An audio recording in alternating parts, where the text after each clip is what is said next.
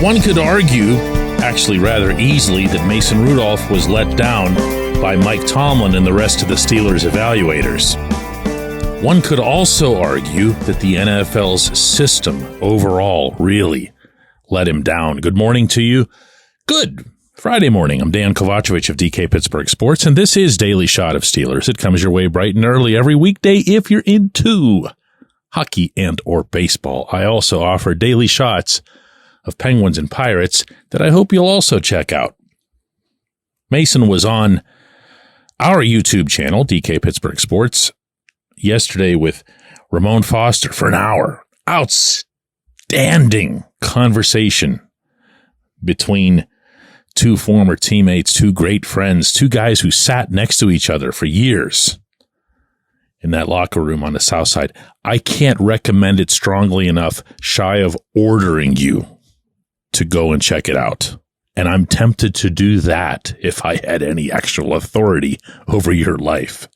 So much to cull from it. Stuff we're going to be discussing, I'm sure, for a while to come. The first interview he's done, by the way, Mason, since the season ended.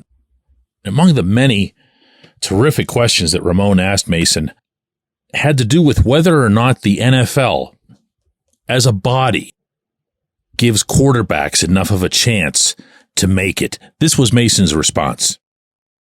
It's a business. I think that's what's great about seeing people like Geno Smith, who I have looked up to, who came in, played well, but also had some adversity early in his career, and then stayed the course, stayed positive, and obviously developed quite a bit, and has turned into a heck of a starting quarterback. So I think it's good when you see those kind of stories because you kind of see that, there's a lot of football. I think football justice is a real thing. And if you stay the course and you work hard, you got a good attitude, you're going to get an opportunity at some point. It may be years down the road, but so that's what I've tried to stay positive in my own situation. So probably yes and no. I mean, players are expected to perform, obviously based on where you're drafted, but quick, fast, and some people are ready to step up that fast. Our friend Pouncey started as a rookie, he played at a high level. Pro. Absolutely. And then there's people that hit their stride later in their career. So, if they don't get chewed up and spit out. So, I think every situation is different, but it's inspiring when you see the guys that stick it out and get the last laugh. The last laugh. I loved it. I loved the Geno Smith reference. I loved the fact that one of the quarterbacks that Mason beat in his 4 games happened to be someone he respects as much as he does Seattle's stunning example in that regard. But here's the thing. Mason, as usual, is being a little too kind. And that's why I'm here, because I don't really feel that urge all too often. First off, regarding Tomlin and his staff and all of the other evaluators, right up to Omar Khan, they all blew it. They all swung and missed. And they didn't just do that in 2023 by burying Mason as a number 3. They did it in 2022. They brought in Mitch Trubisky. They drafted Kenny Pickett. And they seemingly adopted an anybody but Mason approach. So everyone on South Water Street is going to have to pardon me if I make a certain face every time I hear that, we believed in Mason, the way you've heard Tomlin say it several times, the way we've heard Khan say it several times, and don't forget about the individual who drafted him, who swears by him, and Kevin Colbert, because KC was presiding over this thing for a while too. And it didn't change until Tomlin's back was against the figurative wall and he had nowhere else to turn because he just couldn't cope with Mitch Trubisky and his interceptions. There's a great saying in baseball that the most important talent that you have to evaluate is your own. It should apply across sports. It's brilliant, and oh, by the way, it's accurate. You should be able to make mistakes regarding other people's talent. You can't know everything. You can't really know about LeGarrette Blount's character until he gets under your roof. But your own talent? Come on. Now, to the second part of this question and answer, the NFL, I feel like, doesn't realize the scope of the problem that it has at the quarterback position. I'll read off some data that I looked up for you for this episode. Through week 15, 18 of the NFL's 32 teams had been forced to start a backup. By week 17, the next to last week of the season, and I'm choosing that one on purpose because the last week you see guys like Lamar Jackson get rested. The next to last week of the season, 13 backups started games. And like it or not, for every Gardner Minshew or Tommy DeVito or Jake Browning who'll fare somewhat well and get a W and become a nice fuzzy story for everybody, the general public, by and large, and this is evident in the ratings, doesn't want to see these matchups. We'll all line up for Patrick Mahomes versus Josh Allen, or even Baker Mayfield versus Jared Goff. But as soon as you see, hear, or read that a backup's in, you're out. And yet, the league does nothing about this. The league does nothing to extend the careers of quarterbacks who exactly fit Mason's mold, the way you just heard it come from his mouth. It shouldn't be some fairy tale that Geno Smith rebounded the way he did and actually became a much, much better player than anyone could have conceived with the Seahawks. It shouldn't have been that for Mason either.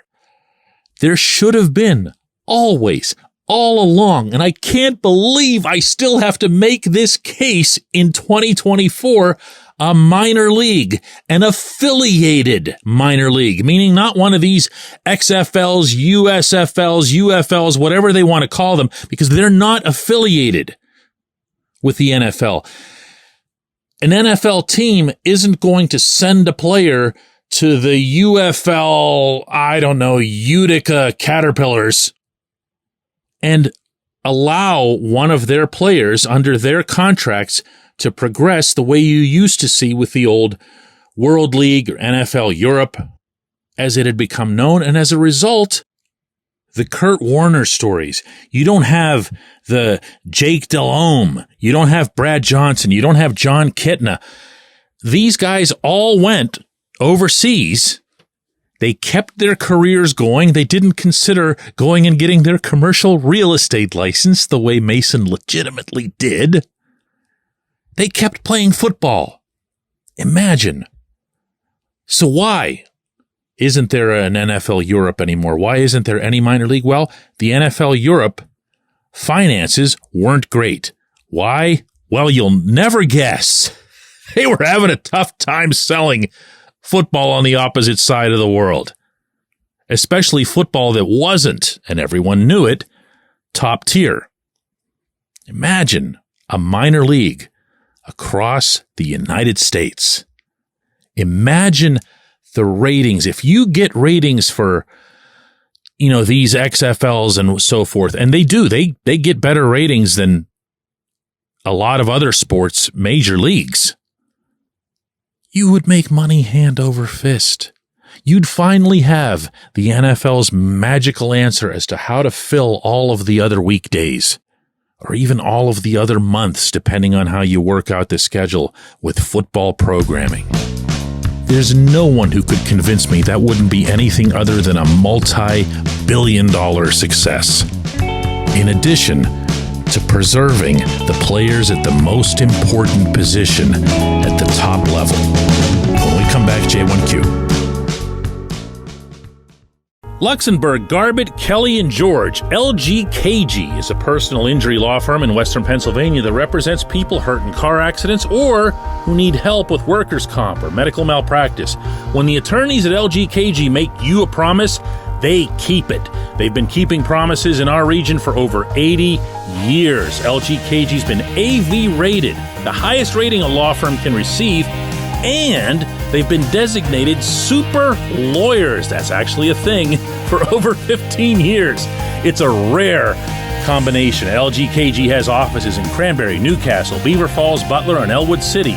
Learn more about them by visiting lgkg.com or by calling 888-842-5454. LGKG.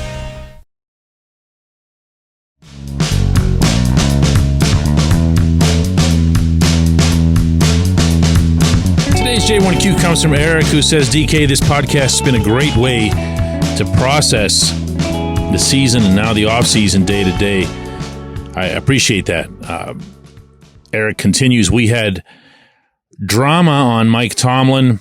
Dallas had drama with Mike McCarthy. Tomlin, McCarthy, and John Harbaugh all have pretty similar win totals, and each has won one Super Bowl. Is it fair to say that they're equivalent, or do you draw distinctions between them?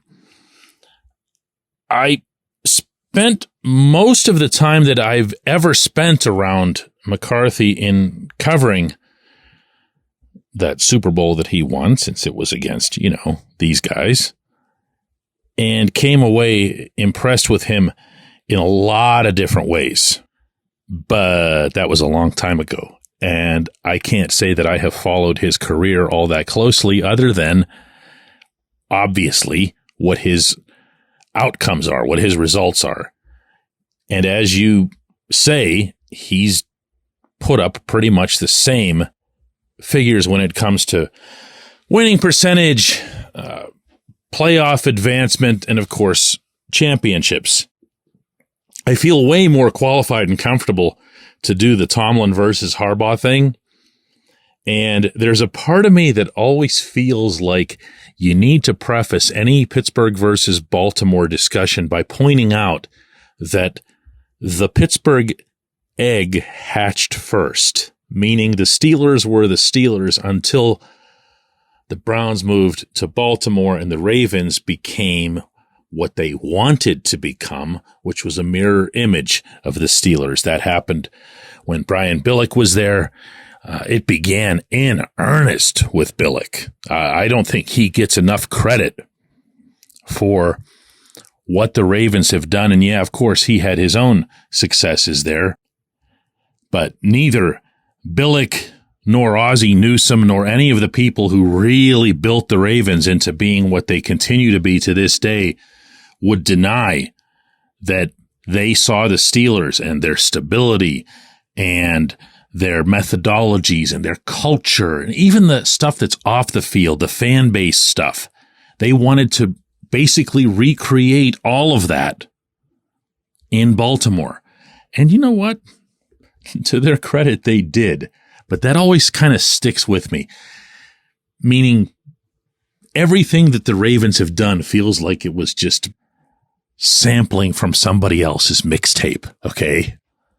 Now, that said, when you look at Tomlin versus Harbaugh, the thing that leaps out at you, to me, isn't the one or the other always seems to win the division, or what's the number of wins and losses, what's the winning percentage. I always think about just how phenomenally close their games are under nearly any circumstance. I think about that day at Heinz Field, and yes, it was still Heinz Field at the time, when the Ravens came to Pittsburgh after that super long COVID delay and had half their lineup out. Remember this? They brought 36 players, like total. They were pulling people off the street.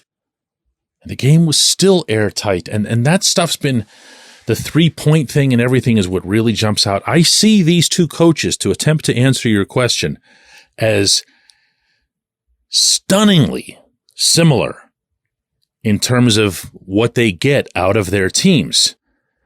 If there's been a difference between the two, it's been, in my eyes, that the Steelers head coach has done a way, way, way worse job of employing coordinators with enough smarts and potential to move on.